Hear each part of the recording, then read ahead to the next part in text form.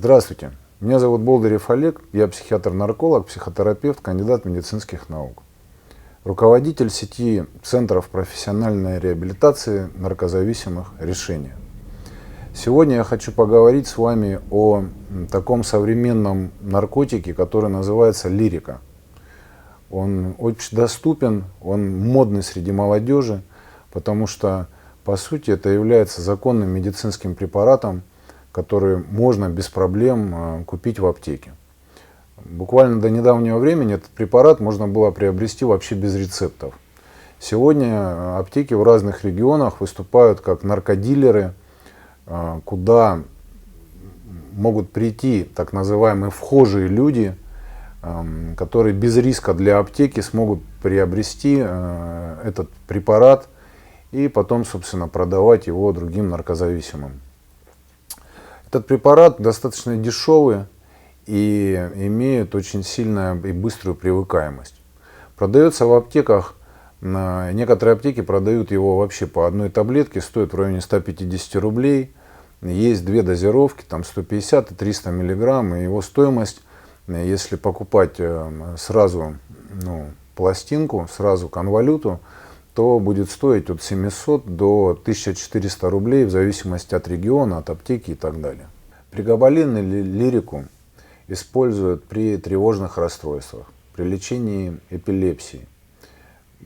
Используют также в лечении сахарного диабета, в постоперационных периодах.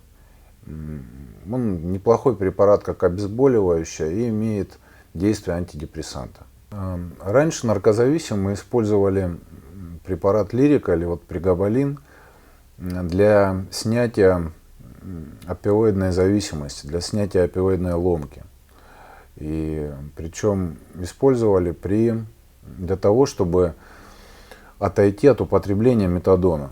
Но как оказалось, что зависимость от этой лирики, она бывает еще тяжелее, чем от применения опиоидных препаратов. Привыкаемость к этому препарату возникает буквально после первых уже дней употребления, через 3-5 дней. И, что интересно, что эффект от одной таблетки или от 3-5 он один и тот же. Доза, привыкаемость практически моментальная. Человек становится зависимым. Эффект, который чувствует наркозависимый при употреблении этого вещества, это такая легкость, чувство комфорта, жизнь удалась, мягкость такая в теле, антидепрессант, повышенная либидо. То есть можно сексом заниматься 3, 4, 5 часов. Схоже с эффектом, когда люди принимают каннабиноиды.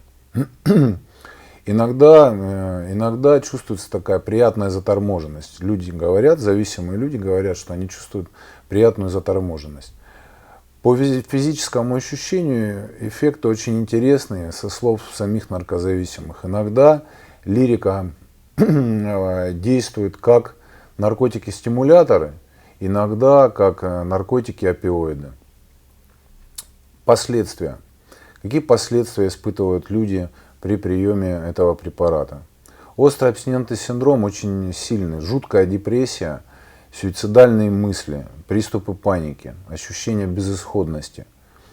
И эти состояния сильнее, чем при отказе от таких страшных наркотиков, как первентин, амфетамин, эфедрин.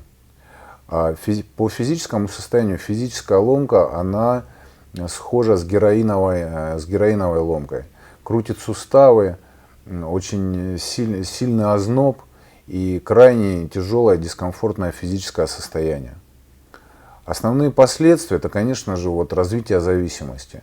И пациенты очень часто жалуются на головные боли, на сонливость, наблюдается нарушение концентрации внимания, сна, ухудшается память, сильный тремор, то есть у них дрожат руки, снижается либидо. И также возможно нарушение сна, внимания, речи, психомоторного возбуждения. Утрата вкусов, миоклонические судороги, бывают даже обмороки. До конца вообще последствия от употребления лирики, они не изучены. Врачи уже сталкивались с такими случаями вообще у мужчин, когда утрачивалась полностью мужские функции, вплоть до ампутации яичек. Передозировки от лирики еще слабо изучены.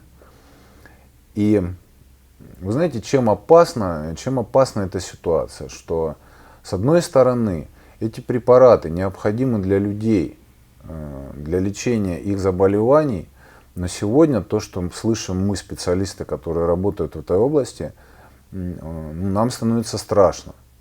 Потому что такое количество людей употребляют лирику или вот прегабалин для того, чтобы испытывать эйфорию, для того, чтобы испытывать наркотический эффект, что вот в моем понимании, как врача, как специалиста, он намного больше приносит вреда, чем пользы. Знаете, мы недавно разговаривали с моими коллегами и обсуждали такую концепцию, что фармакологические компании, возможно, под предлогом, что выпускают лекарственный препарат, который необходим при лечении различных заболеваний, или специально, осознанно или неосознанно создают наркотик, от которого зависят сотни тысяч людей, и, по сути дела, какое-то время они законно продают наркотические средства через сеть аптек.